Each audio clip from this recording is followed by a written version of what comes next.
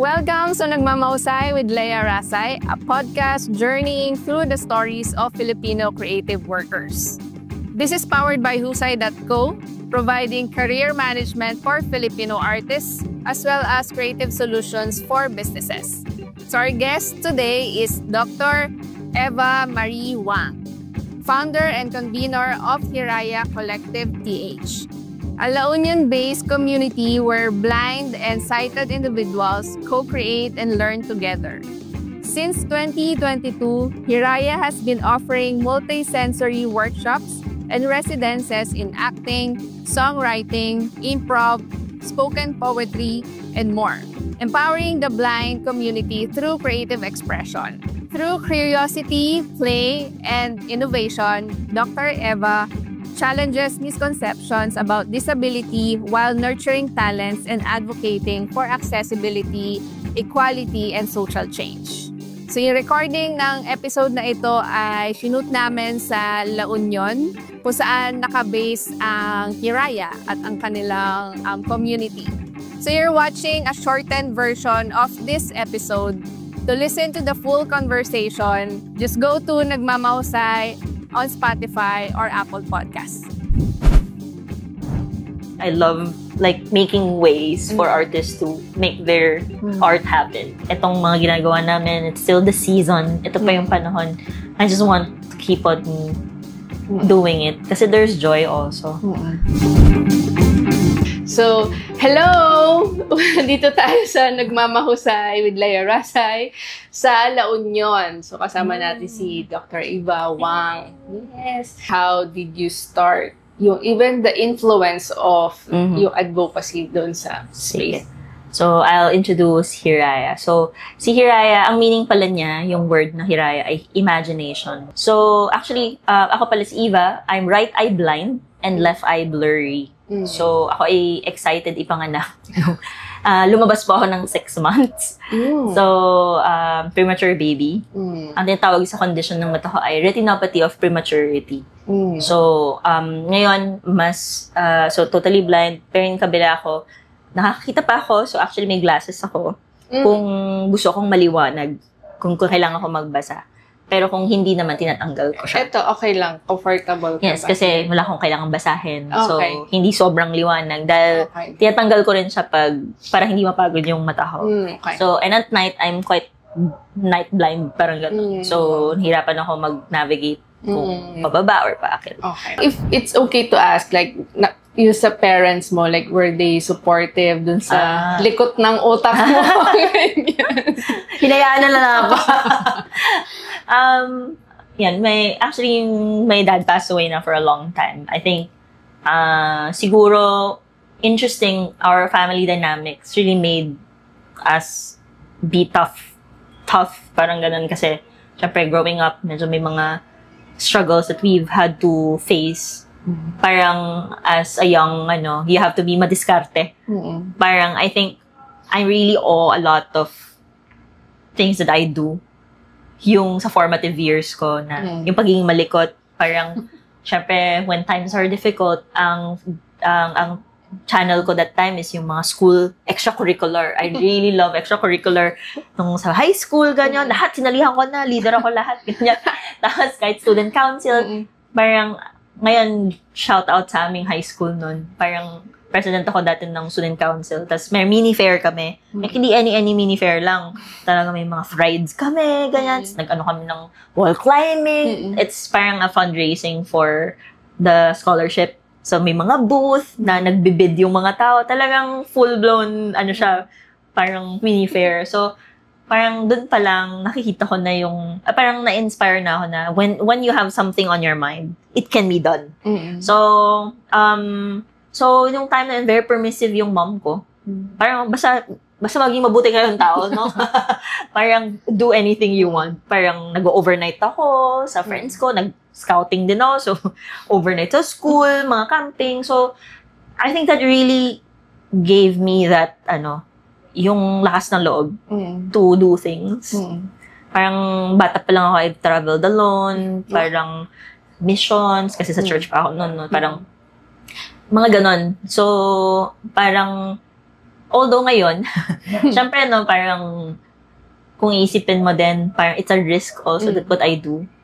Parang, laging sinasabi, you could have earned more if I'm in a different setting, diba? Like, I could use my skills in a different way, na mas kikita ako, ganon. So, parang, syempre, may mga ganong parang diskurso, no? Parang, but at the same time, I think there's already, like, a part of, sa family ko na, they gave up na. She's just like that. Parang, kumbaga, it's been many years that, I chose this path. Parang, and every time I waver, parang, syempre, di ba, sa arts naman, it's difficult. Wala na, unless may generational wealth ka, diba? Hindi mo isipin saan yung pondo. Parang especially for Hiraya, no? Medyo high prod yung ginagawa namin. Biglang giging high prod. Kahit na small prod lang noong una, ganyan nila high prod. So, parang I've experienced synchronicities and serendipities. So, somehow, parang lumalakas din yung loob ko na maybe there's no guarantee in life naman. But I respect people who also support us, who you know, who understand our work. So kahit paano, kahit hindi masyado naiintindihan ng mga ibang kakilala kong ginagawa ko, parang nakikita rin naman nila when they meet our members, our community, no, na what kind of community we are. So parang ano din, it's still a wayfinding journey also na we'll never know naman until when yung journey, diba? Or mag-iiba din ng shape yung journey. So, pero yun, I take it one day at a time also. So, yun. So, ano din, minsan may acceptance din. Parang no choice. May acceptance din kasi also yung life force. Parang share ko na lang sa'yo yung parang quote ni Martha Graham na I really love that sa mga artist, ganun. Although, mas tinatawag ko ang sarili kong producer than artist kasi I love like making ways for artists to make their art happen. Parang ganun. Na parang no artist is pleased. Ganun. Parang there's just like yung may life force na ano, and keep the channel open. And I think I want to get that phrase na I just keep the channel open. So, if it's still flowing, itong mga ginagawa namin, it's still the season, ito pa yung panahon, I just want to keep on doing it. Kasi there's joy also. For a long time, hindi ako engaged with the blind community. More of nasa academic circles ako and also art on the side. I do film producing, mga more of community organizing. Pero there was a time na medyo parang I was concerned about my eye condition. And a friend, parang publisher ng book namin before, parang sabi niya, oh, there's a community na parang I know, parang baka gusto mo maging engaged. And that community, parang serendipitously wanted parang a workshop, parang a team building workshop. So I was invited. And it's the first encounter I had with the blind community. And ang interesting nun, kasi I was thinking, most of their work, kasi nasa tech sila. So medyo sedentary, no? Like, sitting down, parang doing ano. So naisip ko, why not try a team building na parang more dynamic, more relational. So that's a time that we have a group, tapos we decided na may movement, parang may storytelling. So, medyo art, creative approach yung ginawa namin instead of yung mga typical na team building na paggawa. And then we realized, syempre excited lahat, no? So, parang we realized na, okay, after this, where to go, what to do. Parang it's difficult to find spaces that's accessible. Parang most of the time sa blind community, parang ang napipicture kasi ng mga tao na spaces that or fields that we do is more of massage, more of tech, or more of braille, mga formal education, parang ganon, no? Pero not necessarily art. So most of the time, pag nasa art world ka naman, parang saling kit-kit ka, diba? Parang may mainstream na ginagawa at papasok ka. So, parang hindi na naman ang gagawin sa'yo, parang ganon. So, parang na-inspire ako kasi because of my condition then parang it came to my mind na what's gonna happen if naging totally blind ako or something to do with my eyesight. Parang, can I still do the things I love doing? So, interestingly, after nung workshop na yon, iba pa yung energy ng Hiraya that time. Ginawa ko siyang Hiraya Creative Bootcamp. Parang kasi parang mayroon akong proposal, no? Like workshops, like spoken poetry, photography, ganyan. Tapos it's a bootcamp. So parang immersion siya in a week. Parang you get to try everything. I already called people. Parang since medyo well-connected na ako in different fields. So nagtawag-tawag na ako. Saka medyo makapal din yung mukha ko, kahit hindi ko kilala, tawagan ko. Parang I pitch, parang the condition, the vision. So, pero it happened na hindi namin tinuloy kasi parang we were supposed to give it to a grant. Parang ganun. Tapos parang, baka hindi pa time. So, interestingly, I think that was a blessing in disguise. That was 2019, yung grant na ipapasa. So, that's for 2020. So, parang, and we didn't know, right? Na 2020 will be pandemic, the start of the pandemic. So parang, syempre nung time noon, I was a bit sad, no, na hindi natuloy kasi I already like tried parang getting connections, ganyan. Although wala pa namang very concrete na. Although tumingin ako ng mga lugar na pwedeng gawin yung bootcamp, ganyan, antag nito, check lang ako ng mga lugar. But then of course, during the pandemic, I think a lot of people really had a different parang pagkilala sa sarili, parang reflection on how life would be. So during the pandemic, I was doing my dissertation at the time, parang finalizing, and as similar to many people, I was in front of the computer so many hours kasi parang writing, reading, ganon. And there was a time na I slept and I woke up, I cannot see anything. So, that was really jarring for me. Na, I thought that was it. Parang, kasi nung time na yun, sakit ng mata ko, ganun. Pero nilaban ko kasi. So, parang there was a panic and stuff like that. But then, it came back. After, tulog lang pala. 5 minutes. Ganun, okay na. So, but that experience during pandemic, parang confronted me, like, what to do next.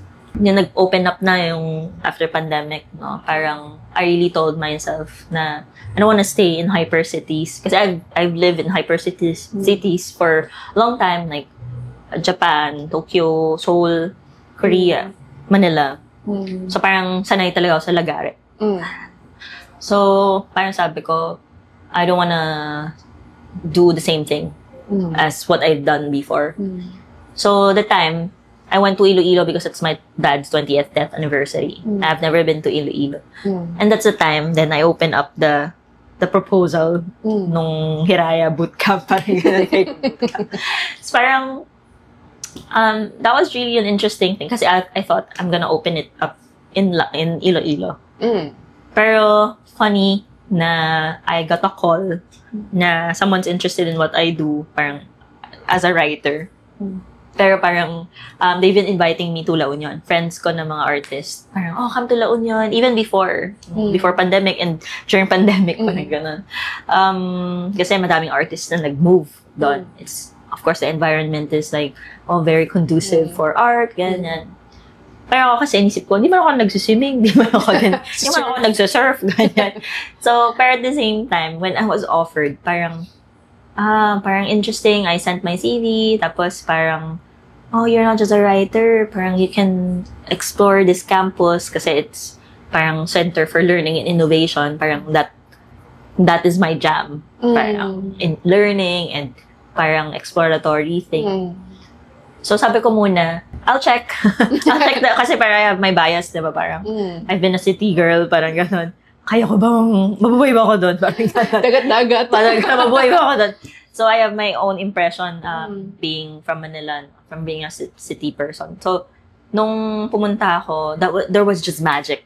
Like, parang it was humbling for me. Sabi ko, okay, I'll just be there 3 days just to check the vibe. It was really humbling. Parang the place was so welcoming. And yeah, I packed my bags and transferred to La Union.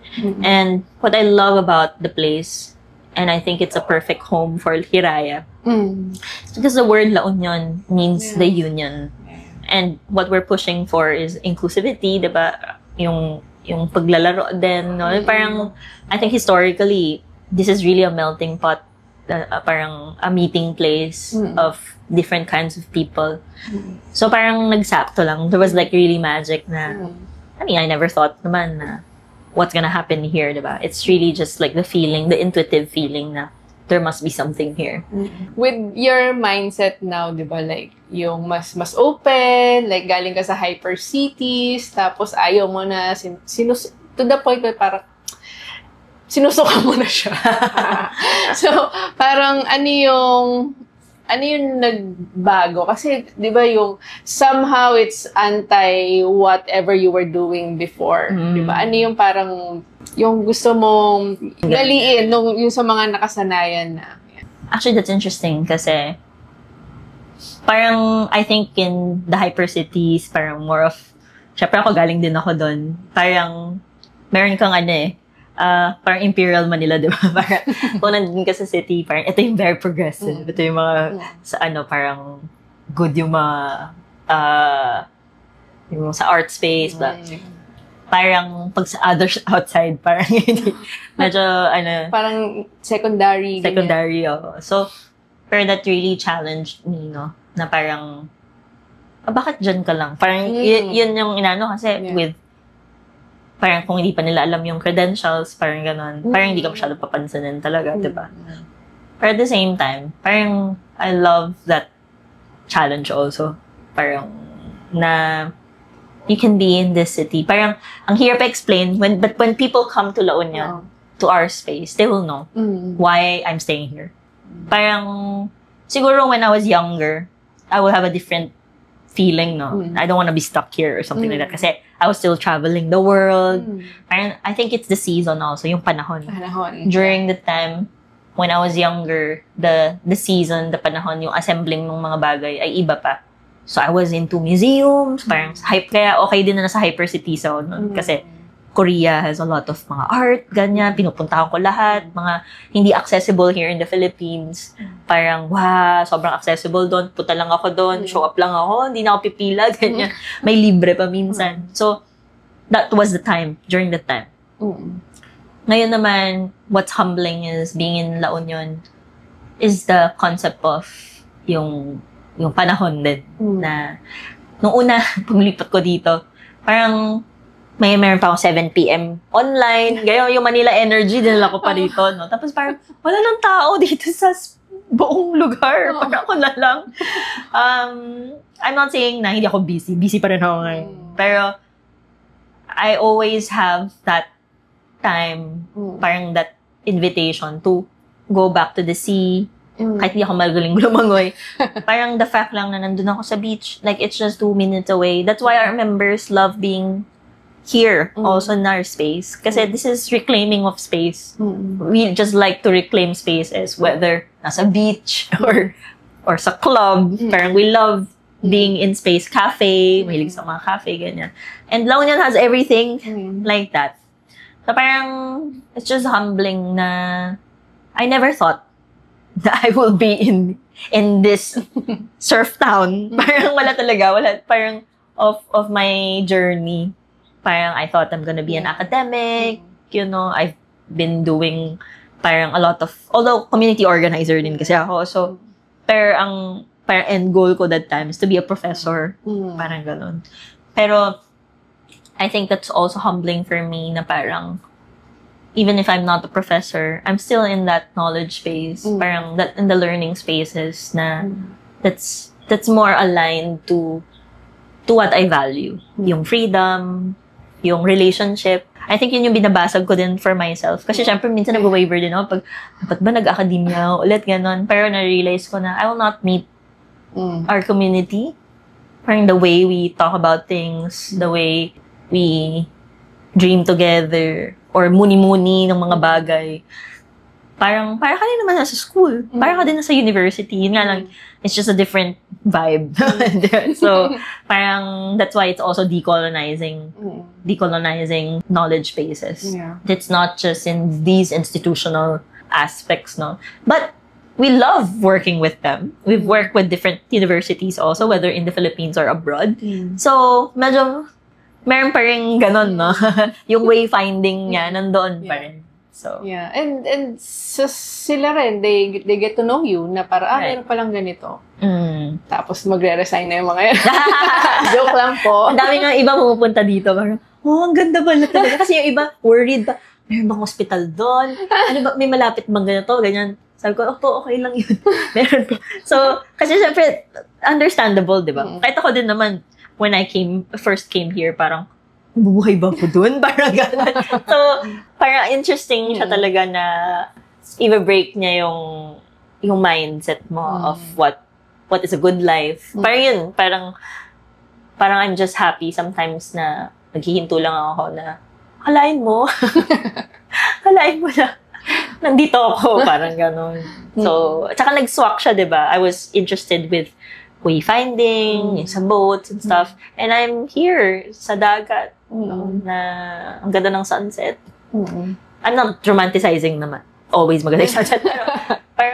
parang it's still part of the life rhythm that we have. Na minsan nakakalimutan. Kahit ako, minsan nakakalimutan ko na ang dami yun lang pala yung dagat, diba? Pero there's that chance to always parang, you need to take a rest. Parang, So si Sam, na-meet mo here or ever nung pandemic pa. I mean, before, nung pandemic side. Tapos, parang, pareho kami nag-explore din of where to stay. So, now we have a space in Baguio also. So, because we're expanding then North Luzon. Although, even if we're in La Union, our space is in La Union, we have members coming from different parts of the Philippines, no? Some of them are from Mindanao. Mindanao, Manila, and they travel. And we, gusto ko lang i-share. We encourage to travel alone, independently. And we have like protocols also, lalo na sa mga tao na first time. Mayroon mga first-time members namin na nag-travel alone. So, sanayan din kasi yung independence in terms of traveling. No? So, kaya yon. It's just they love coming here. And then we love also hosting. We host our members in our home. So gamay na gamay nila yung bahay namin. Both yung dalawang bahay namin before. Yung dating bahay tsaka hindi to. And then also in Baguio. Because there's a big population din doon. Big community of big blind community in Baguio. So, we were thinking na since Sam has his space there, parang maging na namin yun. Focal point also. Ay, nako, yung sorry. Kasi yung asawa ko, siya madalas naka-cart dun sa anak ko. Gaya, syempre pag naglalakad, yung papagod agad yung maliit mong anak na malaki na siya ngayon. So, para sabi yan, hindi talaga friendly to sa mga wheels. Yung lakaran. So, parang, inis na inis siya. So, magandang rin, ma-explore yon. But, anyway, we can ask the group. So, later, may kasamang mga dito. Chuwariwap. Mga conveners, nandito sila mamaya. Yes. Hello, I'm Jack, Tagupan City. Born with 23 vision. Pero nagsimula siyang lumama ng high school due to congenital glaucoma. And then naging totally blind no college ako. Hi, my name is Eliza. And born as a totally blind. Pero habang malaki is naging mission. So, naman, si Ima from La Union. I'm right-eye blind and left-eye blurry due to retinopathy of premature. So, kaya dito yung vision. Hello po, ako po si Rani Rick Abon. I am born for you, Tetra. Binanap po, totally blind. Since birth. Binanap ko akong blind. Tapos, ang diagnosis po, ngayon ko nung nag-athletics po ako, tsaka ko nanabog na may injured, ewan ko po kung tawag sa injury ko sa aking mata. So, yan po yung nag-cause ng blindness ko. Observable sighted, pero hindi ko siya may condition na aphantasia, which is walang imagination. So, kung sinara mo yung mata mo, block lang. Hindi ko siya rin-consider na disability. Pero at the same time, medyo nahihirapan ako mag-navigate sa mga lugar. Hindi ako nakapag-drawing. Na-meet ko yung Hiraya Collective for the Blind kasi last year nagkaroon kami ng spoken word poetry event. Hidden talent. Marunong po akong gumawa ng stall. Panalo po siya sa maraming mga competition. Okay ba? Try ko natin. Hawak mo ang aking kamay sa aking paglalakbay at ngayon ay nakita ko natutunan kong magmahal at kahit na mali pamasaktan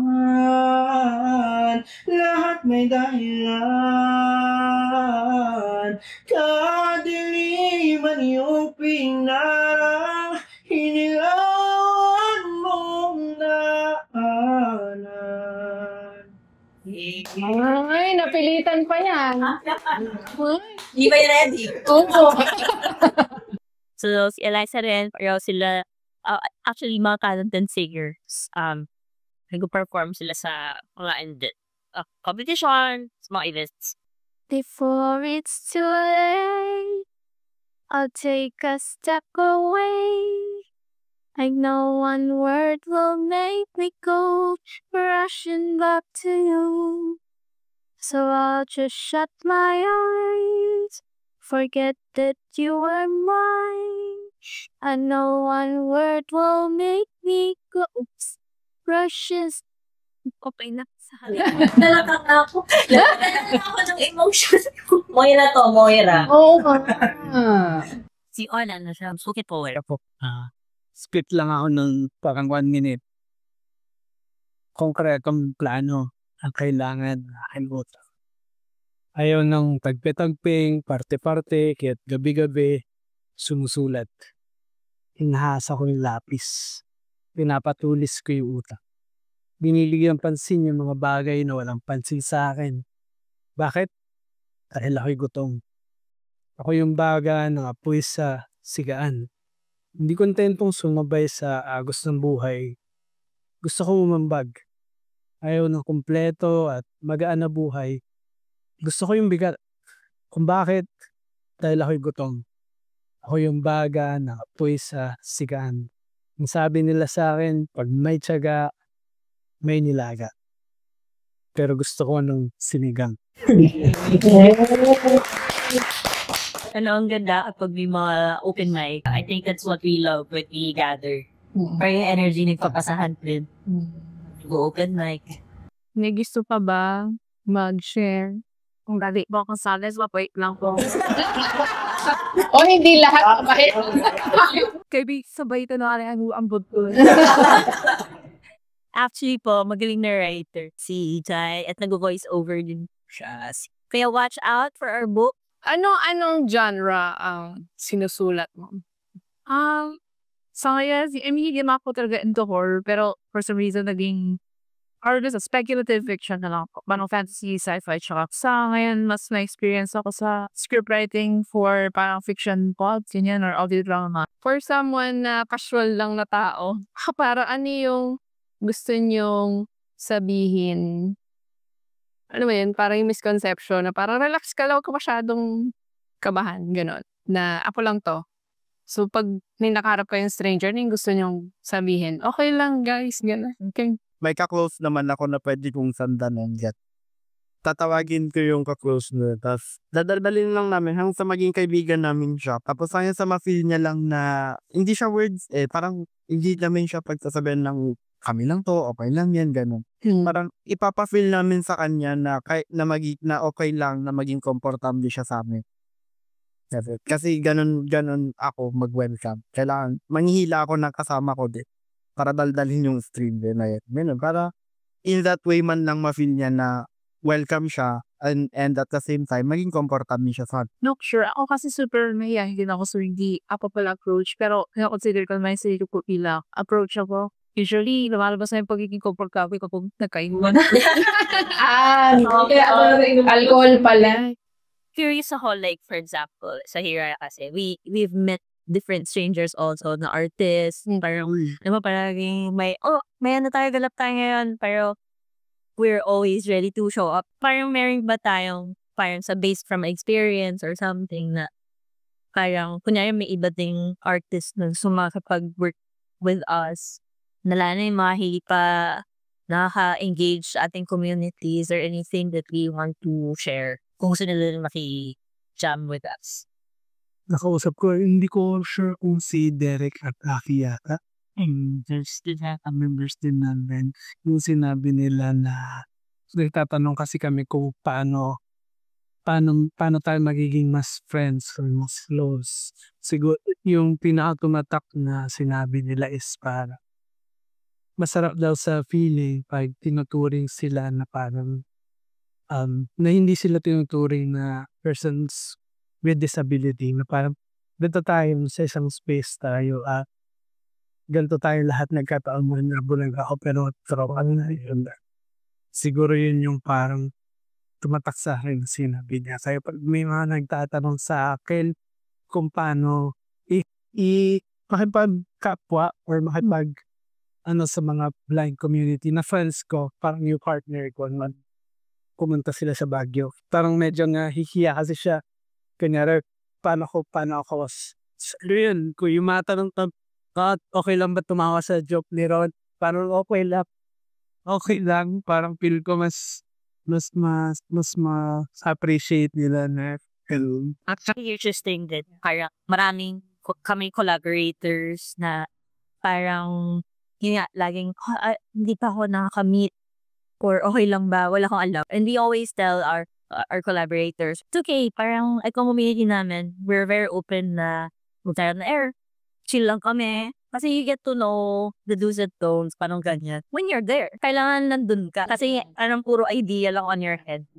Pero once na nakasama namin yung community namin, and nag-joke din pala kami, may something kumain, or may bonding. So, parang it's really not just the work, not just the artistic work, but really yung pakipagkapwa-tao.